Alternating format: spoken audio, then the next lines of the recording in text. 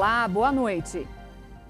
As crianças de 5 a 11 anos de idade não irão precisar de receita médica para receber a vacina contra a Covid-19. O imunizante será o da Pfizer. E o Ministério da Saúde anunciou hoje os detalhes dessa nova campanha. A previsão do Ministério da Saúde é que a vacinação de crianças de 5 a 11 anos comece ainda este mês, no início da segunda quinzena de janeiro. 20 milhões de doses foram contratadas pela pasta junto à Pfizer no dia 28 de dezembro para o primeiro trimestre do ano. A primeira remessa deve chegar em 13 de janeiro com 1,2 milhão de doses. A expectativa é que essas vacinas sejam encaminhadas aos estados no dia seguinte e a vacinação comece entre 14 e 15 de janeiro. O Ministério da Saúde recomendou que o intervalo para a aplicação da vacina seja de 8 semanas, embora a Pfizer tenha informado na bula o intervalo de 21 dias. A secretária especial de enfrentamento à Covid, Rosana Leite, explicou que a decisão está baseada no cenário epidemiológico, conforme já ocorre em outros países, além de reduzir a possibilidade de ocorrência de miocardite. A campanha começará com as crianças com comorbidades, indígenas e quilombolas, assim como crianças que vivem em casas com alta chance de contaminação. O Ministério também recomendou que, após esse público, a vacinação siga pelas crianças mais velhas, mas deixou para que cada município decida como isso vai acontecer. O Ministério da Saúde também informou que recomenda que os pais procurem médicos antes de vacinar as crianças, mas não será solicitada a apresentação de prescrição ou laudo médico para a imunização. Imprescindível que os pais, mães responsáveis por essas crianças consultem um médico antes, de irem tomar essa vacina. E por que é essa nossa preocupação? A criança ela está em pleno desenvolvimento, então é importante essa informação. Nós temos alguns efeitos adversos, embora eles sejam raros, mas nesse público o cuidado ele tem que ser muito maior. Que os pais e os responsáveis devem estar presentes, manifestando sua concordância com a vacinação. Em caso de ausência desses pais ou responsáveis, a vacinação deverá ser autorizada por um termo de assentimento por escrito. Isso é lei, As crianças, elas têm que ter um responsável, Estatuto da Criança e do Adolescente. Então, isso aqui é mais reiterar na proteção dessa criança. E as vacinas devem ser aplicadas seguindo fielmente aquelas normas recomendadas pela Anvisa. A decisão do Ministério, ela está em absoluta sintonia com o que acontece em outros sistemas de saúde. Vocês podem pesquisar. Está lá, as recomendações do Canadá. Nossa recomendação é muito semelhante ao que acontece nos outros países. E vocês sempre comparam as situações e fazem muito bem. Comparam os cenários dos outros países, trazem essas informações que são úteis para a sociedade brasileira. Agora tem que comparar tudo, Não pode ser uma comparação self-service. Usar um exemplo para poder fundamentar uma narrativa que se quer colocar do ponto de vista de linha editorial, e os outros pontos que não satisfaz, não se coloca. Inclusive, o representante do Conselho Federal de Medicina, ontem, ele foi taxativo, ao dizer que compete ao médico contraindicar a vacina ou apontar quais são os grupos com comorbidades. O ministro Marcelo Queiroga disse que toda campanha de vacinação em massa pode trazer efeitos colaterais ou eventos adversos, mas a vacina da Pfizer já foi utilizada em 8 milhões de crianças no mundo e não houve nenhum alerta de risco. O único imunizante autorizado para a vacinação das crianças é o da Pfizer. A dose será menor que a administrada em adultas e o frasco será laranja, diferente do utilizado para pessoas com 12 anos ou mais, que é roxo. Segundo a farmacêutica, a eficácia do imunizante é de 90,7%. Segundo a Pfizer, a vacinação de crianças de 5 a 11 anos já foi autorizada pelas agências regulatórias dos Estados Unidos e da União Europeia e já ocorre em pelo menos 9 países. Eu quero me dirigir, nesse momento, especialmente aos pais e mães dessa grande nação, para dizer-lhes que todos aqueles que quiserem vacinar os seus filhos, o Ministério da Saúde vai garantir doses da vacina. E agora vamos conferir os números da vacinação contra a Covid em todo o Brasil. De acordo com as Secretarias de Saúde dos Estados e do Distrito Federal, foram aplicados 333.627.875 doses. 78% dos brasileiros já receberam pelo menos uma aplicação e mais de 143.877.000 estão totalmente imunizados com as 2 doses ou com a vacina de dose única. E o governo de São Paulo já planeja a aplicação da 4ª dose da vacina contra a Covid, que deve começar ainda no primeiro semestre de 2022. Em Israel, a aplicação já começou em pessoas a partir dos 60 anos, profissionais da saúde e imunodeprimidos. O governo do estado já planeja a aquisição de mais vacinas. A administração estadual aguarda também a autorização da Anvisa para começar a vacinar crianças com a Coronavac.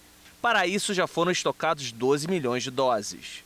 Entretanto, não há prazo para a resposta da agência reguladora. A vacina produzida em parceria entre o Instituto Butantan e o laboratório chinês Sinovac pode ser aplicada a partir dos 3 anos. China e Chile já iniciaram a vacinação de crianças com o imunizante. No caso da Pfizer, que teve o uso recentemente autorizado para crianças, a aplicação tem início aos 5 anos de idade. No estado de São Paulo, há 9 milhões de crianças nessa faixa etária. O governo paulista já enviou agulhas e seringas para a rede pública aplicar as 2 doses nas crianças. A estimativa é que, se for autorizada no início deste mês, até o fim do primeiro trimestre, todas as crianças estarão com o esquema vacinal completo. Em 2020, a Covid foi a 2ª maior causa de morte de crianças de 5 a 11 anos no Brasil, com 297 óbitos. O secretário municipal de saúde de São Paulo, Edson Aparecido, disse que os casos de Covid-19 na capital paulista aumentaram cerca de 30% nos últimos 10 dias. Os números absolutos deste aumento não foram detalhados, mas ele afirmou que o cálculo foi feito pela Vigilância Sanitária com os testes positivos de coronavírus. O secretário relacionou este aumento à chegada da variante Ômicron. E ainda sobre a Covid, o Brasil vem sentindo os efeitos das festas de fim de ano e do avanço da variante Ômicron. Os casos da doença voltaram a disparar nos últimos dias em muitos estados.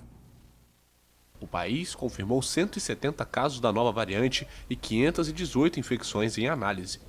Após os problemas criados por um ataque cibernético contra o Ministério da Saúde, a pasta contabilizou no boletim de terça-feira um total de 18.759 novos casos nas últimas 24 horas. O número é a pior marca diária desde 5 de outubro, quando foram registrados 20.528 casos. Várias capitais, como o Rio de Janeiro, cancelaram o carnaval de rua para segurar a transmissão do vírus. Acho que não vai adiantar nada cancelar o carnaval de rua e vai continuar as festas fechadas. Acho que vai ser pior, inclusive. Eu divido apartamento e alguns dos meninos que eu divido apartamento estão testando positivo. Aí eu vim hoje para poder fazer o teste. Não, achei ótimo não ter.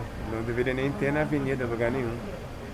E deveria proibir pessoas que não têm passaporte de vacinação de entrar. É a única maneira da proteção. Dados da Associação Brasileira das Redes de Farmácias e Drogarias revelam que a porcentagem de testes rápidos com resultado positivo passou de pouco mais de 5% no início de dezembro para 27% no último domingo. As autoridades afirmam que o aumento de casos agora não está acompanhado de um aumento abrupto de hospitalizações e mortes, como nas ondas anteriores. No segundo país do mundo com mais mortes pelo vírus, com quase 620 mil vítimas, o número de óbitos diários está em queda desde junho, graças ao rápido avanço da vacinação. 67% dos 213 milhões de habitantes brasileiros estão imunizados com 2 doses e 12% já receberam a dose de reforço. E depois do intervalo, você vai ver, presidente Bolsonaro tem alta hospitalar depois de 2 dias internado em São Paulo. E ainda, Brasil registrou 150 mil picadas de escorpião em apenas um ano.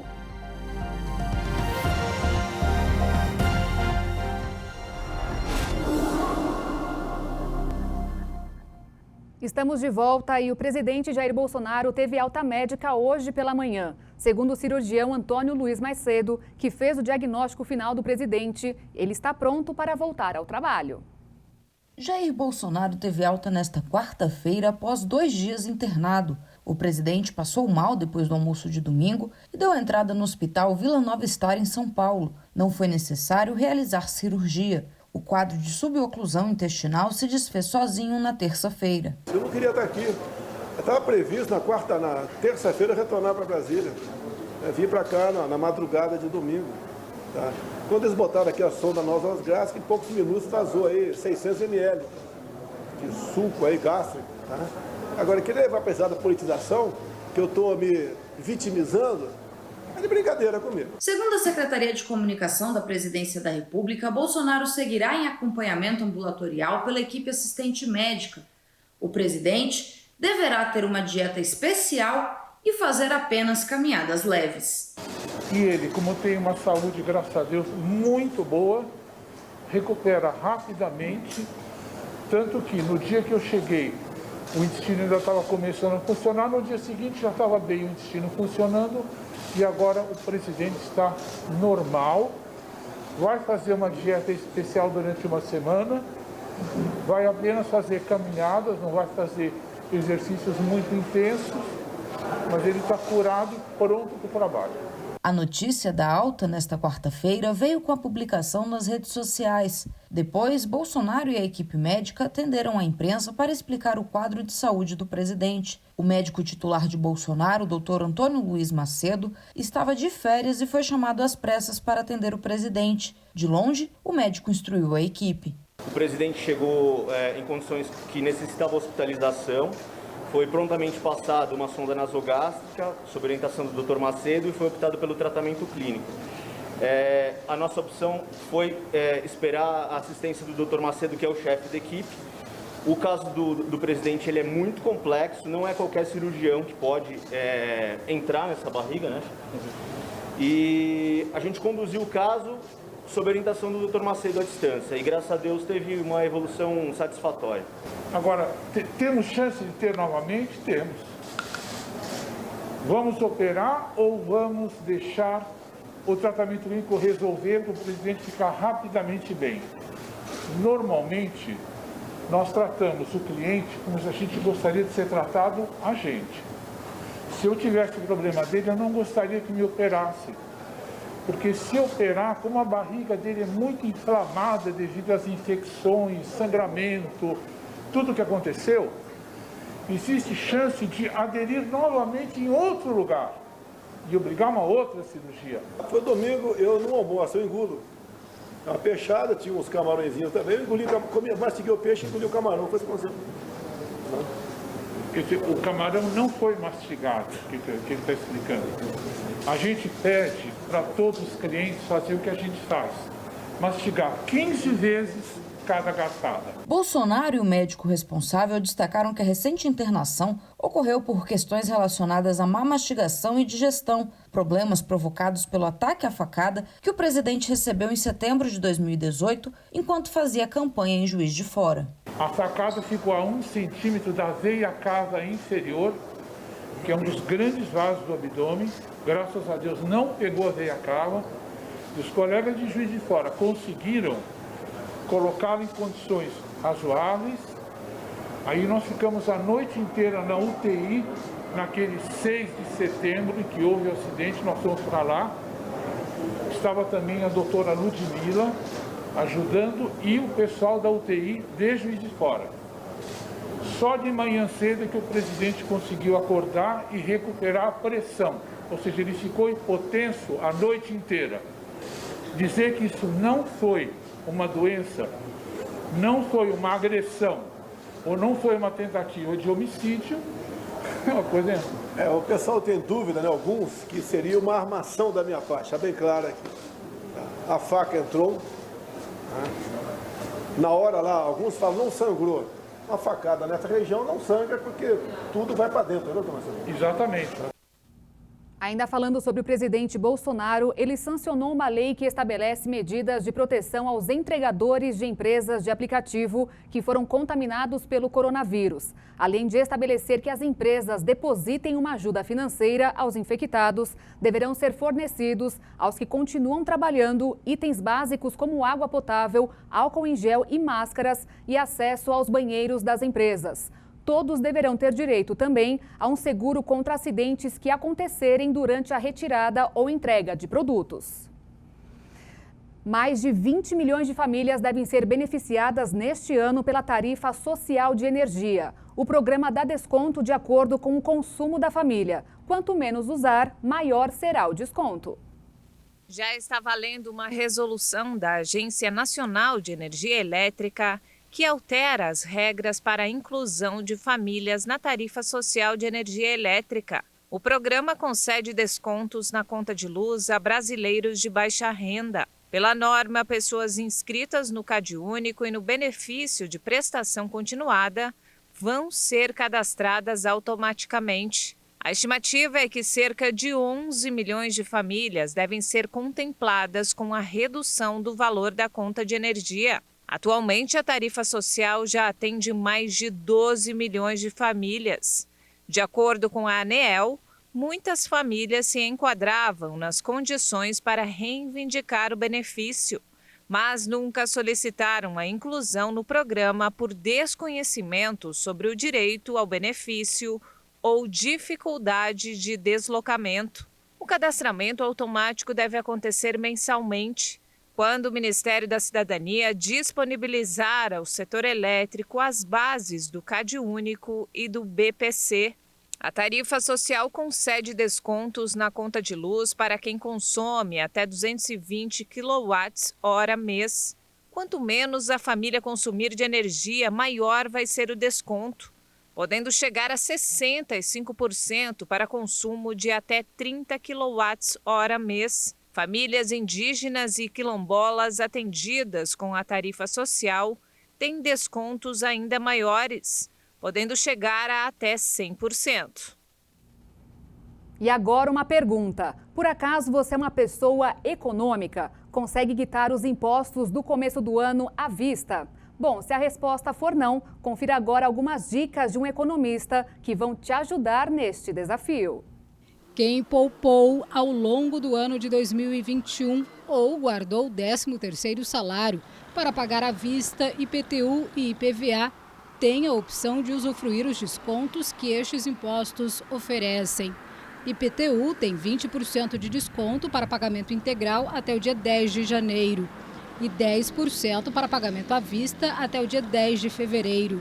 O desconto do IPVA para pagamento à vista até o dia 31 de janeiro é de 15%. O economista explica que quem tem o dinheiro para pagar à vista, sem dúvida, é a melhor opção. Já quem tem parcelas atrasadas, as opções podem ser outras. Você vai primeiro fazer o parcelamento, ver o máximo que você consegue e aquilo que você conseguir antecipar de 22, você tem os descontos, né? O IPTU principalmente, o IPVA você tem só até dia 15, mas você tem o parcelamento até maio.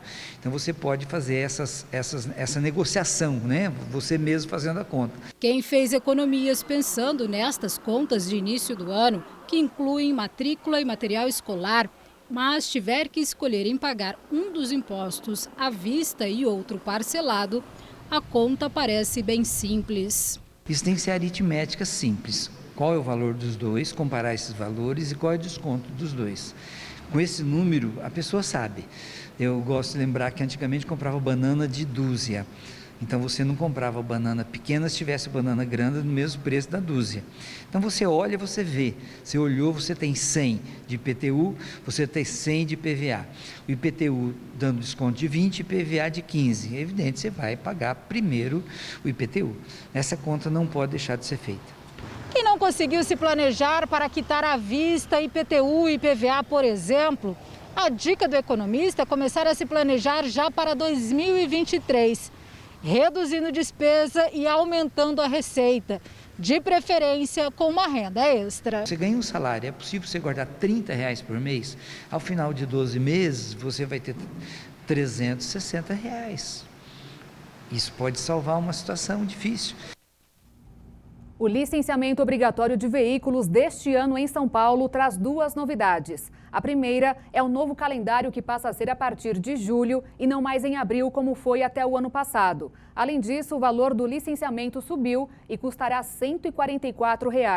De acordo com o Detran, o calendário mudou para acompanhar o novo parcelamento do valor do IPVA, que passou de 3 para 5 parcelas. A boa notícia é que, assim como no ano passado, mais uma vez, não haverá cobrança do seguro obrigatório, o DPVAT. Uma portaria do Ministério do Meio Ambiente, em conjunto com o IBAMA, instituiu a plataforma eletrônica Pau Brasil, que servirá para a gestão da importação e exportação de espécimes, produtos e subprodutos da fauna, da pesca e da flora nativas. A plataforma de anuência única do Brasil ficará sob controle do IBAMA e vai funcionar em conjunto com o Sistema Integrado de Comércio Exterior do Ministério da Economia, visando a emissão de documentos, como licenças, autorizações, permissões e certificados. A portaria entrará em vigor no dia 25 de janeiro. Entre os espécimes que poderão ter licenças emitidas para comércio exterior estão peixes de águas continentais e marinhas. Também estão previstas licenças para exportação de toras, madeiras e carvão vegetal de espécies nativas. Também estão na lista espécimes, produtos e subprodutos da flora e da fauna silvestre brasileiras e exótica, que fazem parte da Convenção sobre o Comércio Internacional das Espécies da Flora e Fauna Selvagens em Perigo de Extinção. Os requerimentos poderão ser feitos via formulário eletrônico no site do IBAMA, ibama.gov.br. E o pré-candidato ao governo de São Paulo, Márcio França, foi alvo nesta quarta-feira de uma operação policial que investiga desvio de recursos em organizações sociais que prestavam serviços na área da saúde. Entre os investigados também está o médico Cláudio França, que é irmão do ex-governador. De acordo com a polícia, Cláudio faria parte do núcleo político da organização criminosa. Em sua defesa, Márcio França disse que não tem vínculo com serviços públicos e que a operação da Polícia Civil tem caráter político e eleitoreiro. O Brasil registra cerca de 150 mil casos de picada de escorpião em um ano. O motivo atrelado ao alto número são as fortes chuvas decorrentes do verão tropical. Em 2020, foram registrados 149.700 casos de acidentes com escorpiões no Brasil, segundo o boletim epidemiológico do Ministério da Saúde. Os escorpiões não têm predadores naturais em áreas urbanas e se reproduzem no verão. As fortes chuvas resultantes dessa estação do ano proporcionam um ambiente perfeito para a proliferação, deslocamento e, consequentemente, aumento dos casos de picadas desses animais. A elevação do volume das águas nas redes de esgoto faz com que o aracnídeo busque abrigos temporários em residências, por exemplo. Segundo o boletim do Instituto Nacional de Meteorologia, estados do Centro-Oeste e Nordeste correm risco de sofrerem com mais pancadas de chuvas e trovoadas nesta quinta-feira. Com as tempestades, os riscos de acidente com os escorpiões também aumentam. Além de mortes, as chuvas no estado da Bahia já deixaram quase 31 mil desabrigados. E veja a seguir, mundo bate novamente o recorde de casos de Covid-19 em um único dia. E ainda, preço da casa própria no Brasil aumentou mais de 5% no ano passado.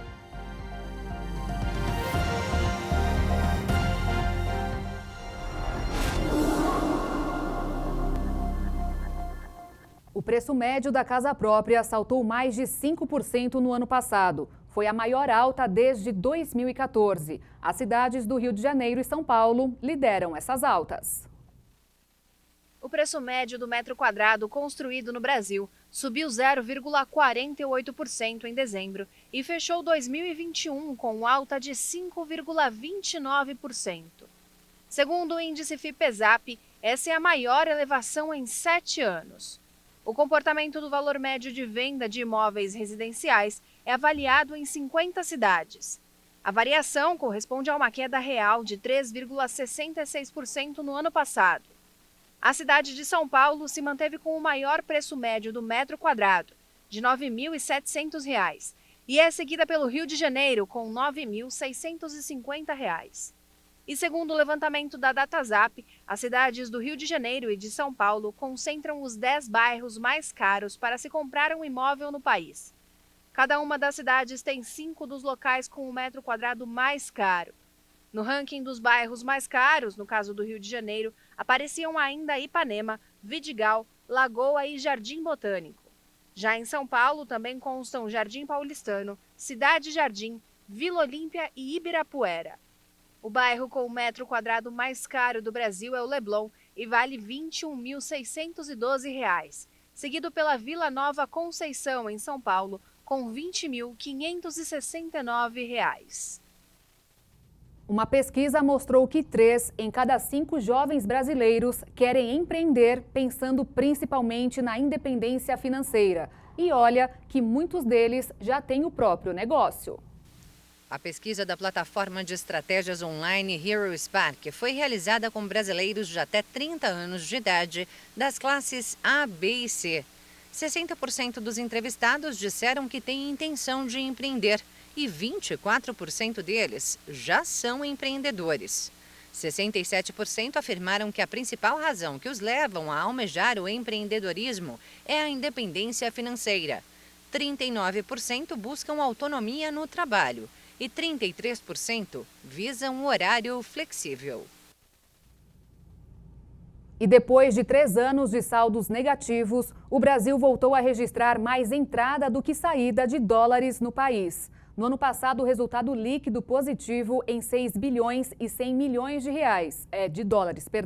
Nessa conta entram os recursos da balança comercial, dos investimentos e das aplicações financeiras.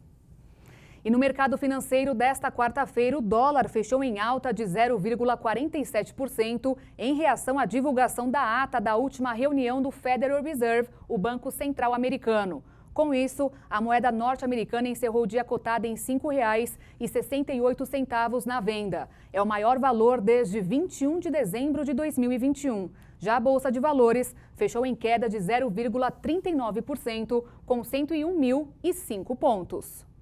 O presidente Jair Bolsonaro sancionou uma lei que traz mudanças no plano de auxílio aos estados e ao Distrito Federal e no regime de recuperação fiscal desses entes federativos, o que permitiu parcelar as dívidas com a União. A legislação publicada no Diário Oficial da União retira do teto de gastos dos estados e do Distrito Federal que aderiram ao regime de recuperação fiscal as despesas com emendas parlamentares de bancada e individuais. A legislação anterior, de 2016, permitia aos estados que refinanciaram suas dívidas retirar do teto de despesas gastos mínimos com saúde e educação, que aumentarem mais que a inflação, medida pelo IPCA, e também as despesas pagas com as doações e transferências voluntárias da União. A lei sancionada aumenta a dedução do teto de gastos. Agora podem ser excluídas as despesas pagas com transferências federais designadas a despesas específicas e todas as transferências previstas nos créditos suplementares e nas leis orçamentárias. Entre elas estão, por exemplo, o Salário Educação e o Programa Nacional de Acesso ao Ensino Técnico e Emprego. O mundo voltou a bater o recorde de infecção por Covid-19 em apenas um dia. Entre ontem e hoje, o registro foi de 2.590.000 novas contaminações pelo coronavírus. Os Estados Unidos, a França e o Reino Unido foram os países com os maiores números de casos. O crescimento é atribuído à variante Ômicron, que se espalha mais rapidamente. De acordo com a Universidade de Oxford, já foram aplicados mais de 9 bilhões e 280 milhões de doses de vacinas contra a Covid-19 no mundo. A China, líder do ranking, tem 2 bilhões e 860 milhões de aplicações. A Índia, em segundo, tem 1 bilhão e 470 milhões. Em terceiro estão os Estados Unidos, em quarto o Brasil e, na sequência, em quinto, a Indonésia. E o Brasil registrou nas últimas 24 horas 129 mortes por Covid e 27.759 novos casos, de acordo com o Ministério da Saúde. Confira agora os números da pandemia em escala mundial. Já são quase 297 milhões e 349 mil casos e 5 milhões e 464 mil óbitos ao redor do mundo. Os Estados Unidos estão próximos dos 57 milhões e 529 mil diagnósticos e tem um total de 831.825 mortes. A Índia soma mais de 35 milhões e 18 mil contaminações. Já o Brasil passou dos 22 milhões e 351 mil casos, com mais de 21 milhões e 815 mil pessoas recuperadas. Ao todo, são 619.513 vítimas fatais. O Reino Unido tem mais de 13 milhões e 917 mil pessoas que foram contaminadas. E a Rússia chegou à marca de 10 milhões e 405 mil casos positivos de Covid. O dia 6 de janeiro é uma data marcada por tensão e mistério para os americanos. A invasão do Capitólio em Washington, nos Estados Unidos, vai completar amanhã um ano de investigações, ainda sem respostas. Essas imagens de 6 de janeiro de 2021 em Washington causaram espanto nos Estados Unidos e no mundo. Naquele dia, apoiadores do então presidente Donald Trump invadiram o Capitólio na tentativa de impedir que o democrata Joe Biden assumisse o cargo após sua vitória eleitoral.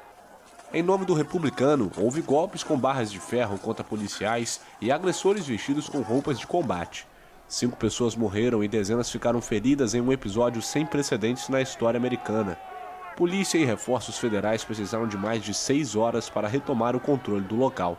Um dos oficiais uniformizados encarregados da segurança do Capitólio relatou em uma audiência no Congresso em julho passado os momentos de tensão. A violência física que experimentamos foi horrível e devastadora. Meus colegas policiais e eu fomos espancados, chutados, empurrados, encharcados com produtos químicos e até mesmo cegados com lasers por uma multidão violenta. Uma multidão que aparentemente nos observava, que considerava os policiais encarregados de proteger os cidadãos americanos como um impedimento para a tentativa de insurreição.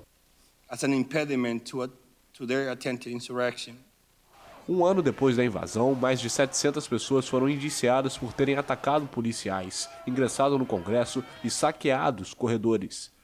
As investigações mostraram que Trump e seus aliados fizeram um esforço concentrado em 6 de janeiro de 2021 para evitar que a sessão do Congresso certificasse Biden como vencedor das eleições presidenciais de novembro de 2020. Mas há dúvida se foi uma manifestação que degenerou em motins ou um levante e uma tentativa de golpe planejada por Trump.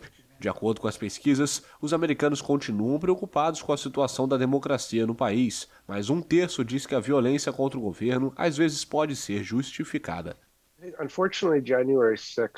O dia 6 de janeiro mostrou como os Estados Unidos enfrentaram uma das crises mais graves de sua democracia em seus 245 anos de história. Infelizmente, o 6 de janeiro foi apenas o fim da primeira parte dessa crise e parece que foi o início de um segundo capítulo. Apesar de nenhuma evidência mostrar fraude eleitoral, como afirma Trump, as pesquisas indicam que quase 2/3 dos eleitores republicanos acreditam em roubo na disputa pela Casa Branca. Muitos dos que participaram da manifestação fora do Capitólio ainda comemoram o episódio. O dia 6 de janeiro foi incrível. Naquele momento não se tinha ideia de que era uma experiência histórica. Só depois de olhar para trás e refletir é que se percebe que estará nos livros de história. Eu fiz parte disso, eu estava lá. Lembro-me da sensação daquele dia de euforia, de ver todas as pessoas finalmente preocupadas. Quer dizer, por muito tempo neste país deixamos todos cuidar de tudo. Finalmente vimos que as pessoas começam a agir. Um ano depois, ainda restam perguntas sobre o episódio, como quem foi o responsável por orquestrar a invasão. Por enquanto, os promotores deixaram as investigações para o Congresso.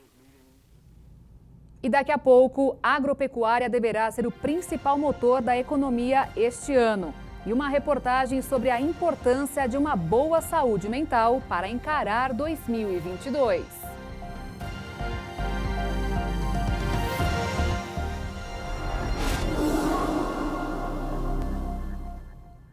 A Federação Brasileira de Bancos divulgou nesta quarta-feira que as instituições financeiras já renegociaram desde o início da pandemia mais de 18 milhões de contratos de empréstimos, com um volume total de 1 trilhão e 100 bilhões de reais. Só em novembro, com a realização do Mutirão Nacional de Negociação de Dívidas e Orientação Financeira, 1.700.000 contratos foram repactuados. A Federação Brasileira de Bancos, FEBRABAN, afirma que as renegociações trazem alívio financeiro imediato para empresas e consumidores e que os acordos contribuem para o controle da inadimplência do sistema bancário, que segue em um patamar historicamente baixo, atualmente em 2,2%, abaixo das taxas registradas nos meses anteriores à crise, quando superavam os 3%. A falta de um componente eletrônico para a produção de carros novos no ano passado pesou 2 vezes no bolso dos donos de veículos. Por causa da falta de chips, cerca de 300.000 veículos novos deixaram de ser produzidos. Isto provocou uma alta na procura de usados, que passaram a custar mais caro do que o 0 quilômetro. E o aumento dos preços dos usados refletiu também no valor do IPVA deste ano, que subiu cerca de 23%. Vale lembrar que o valor do imposto é calculado com base no preço de venda do veículo.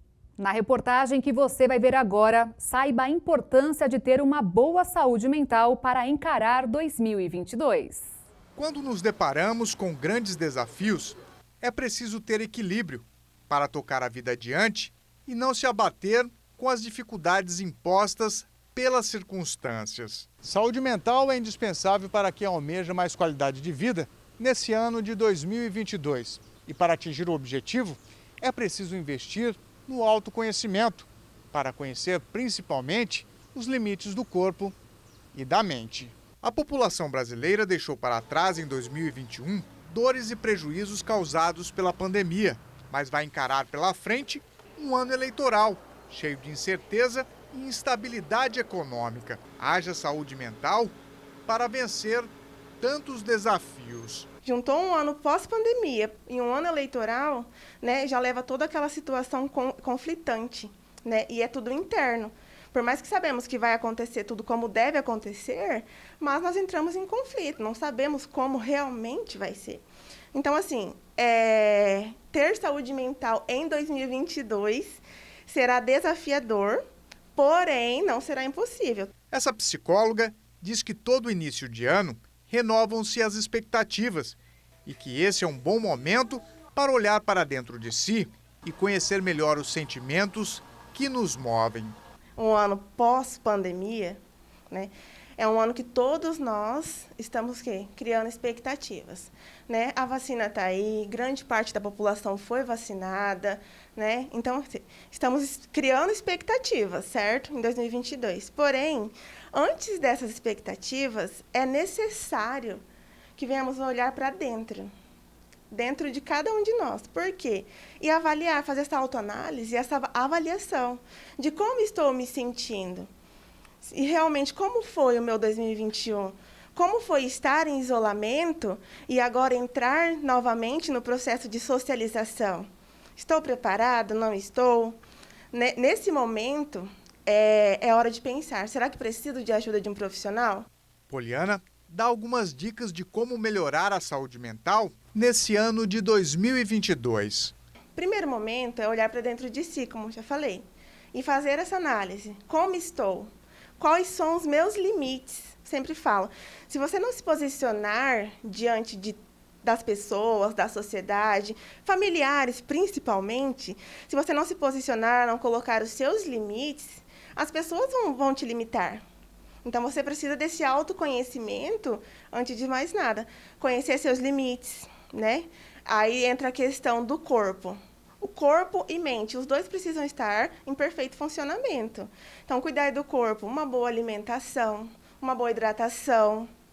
A prática regularmente de atividade física, da sua preferência, né? Cada um se identifica com uma. Eu sempre cito a caminhada, né, ao ar livre. Por quê? A caminhada em si, ali você já está, né, em outros ares, conhecendo novas pessoas, e ela libera o hormônio da felicidade, né, o mais conhecido como endorfina.